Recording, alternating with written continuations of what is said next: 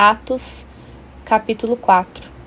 Enquanto Pedro e João ainda falavam ao povo, chegaram os sacerdotes, o capitão do templo e os saduceus, ressentidos porque os apóstolos estavam ensinando o povo e anunciando em Jesus a ressurreição dentre os mortos. Prenderam Pedro e João e os recolheram ao cárcere até o dia seguinte, pois já era tarde. Porém, muitos dos que ouviram a palavra creram, subindo o número desses homens a quase 5.000. No dia seguinte, as autoridades, os anciãos e os escribas se reuniram em Jerusalém com o sumo sacerdote Anás, com Caifás, João, Alexandre e todos os que eram da linhagem do sumo sacerdote. E colocando os apóstolos diante deles, perguntaram: com que poder ou em nome de quem vocês fizeram isso? Então Pedro, cheio do Espírito Santo, lhes disse: autoridades do povo e anciãos, visto que hoje somos interrogados a propósito do benefício feito a um homem enfermo e do modo como ele foi curado, saibam os senhores todos e todo o povo de Israel que, em nome de Jesus Cristo Nazareno, a quem vocês crucificaram e a quem Deus ressuscitou dentre os mortos, sim, em seu nome é que este está curado na presença de vocês. Este Jesus é a pedra que vocês, os construtores, rejeitaram, mas ele veio a ser a pedra angular.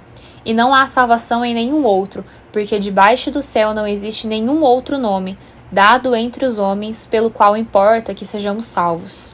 Ao verem a ousadia de Pedro e João, sabendo que eram homens iletrados e incultos, ficaram admirados, e reconheceram que eles haviam estado com Jesus. Vendo que o homem havia sido curado, estavam com eles, nada tinham a dizer em contrário. E, mandando-os sair do sinédrio, discutiram entre si, dizendo: que faremos com estes homens? Pois todos os moradores de Jerusalém sabem que um sinal notório foi feito por eles, e não o podemos negar. Mas para que não haja a maior divulgação entre o povo, vamos ameaçá-los, para não falarem mais neste nome a quem quer que seja. Chamando-os, ordenaram-lhes que de modo nenhum falassem nem ensinassem o nome de Jesus. Mas Pedro e João responderam: os senhores mesmos julguem se é justo diante de Deus ouvirmos antes aos senhores do que a Deus, pois nós não podemos deixar de falar das coisas que vimos e ouvimos. Depois, ameaçando-os mais ainda, os soltaram, não tendo achado como os castigar por causa do povo, porque todos glorificavam a Deus pelo que tinha acontecido. Ora, o homem em quem tinha sido operado este milagre de cura tinha mais de 40 anos de idade. Uma vez soltos, Pedro e João procuraram os irmãos e lhes contaram tudo o que os principais sacerdotes e os anciãos haviam lhe falado. Ouvindo isto, unânimes, levantaram a voz a Deus e disseram: tu, soberano Senhor, fizeste o céu, a terra, o mar e tudo o que neles há. Disseste por meio do Espírito Santo, por boca de Davi, nosso pai teu servo. Por que se enfureceram os gentios e os povos imaginaram coisas vãs?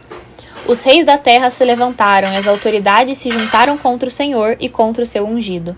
Porque de fato, nesta cidade, Herodes e Pôncio Pilatos, com gentios e gente de Israel, se juntaram contra o teu santo servo Jesus, a quem ungiste, para fazer tudo o que a tua mão e o teu propósito predeterminam. Agora, Senhor, olha para as ameaças deles e concede aos teus servos que anunciem a tua palavra com toda a ousadia, enquanto estendes a tua mão para fazer curas, sinais, prodígios por meio do nome do teu santo servo Jesus. Tendo eles orado, tremeu o lugar onde estavam reunidos. Todos ficaram cheios do Espírito Santo e com ousadia anunciavam a palavra de Deus.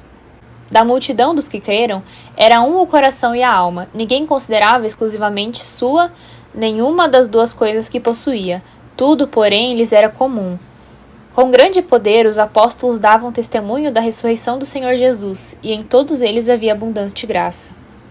Não havia nenhum necessitado entre eles, porque os que possuíam terras ou casas, vendendo-as, traziam os valores correspondentes, e os depositavam aos pés dos apóstolos.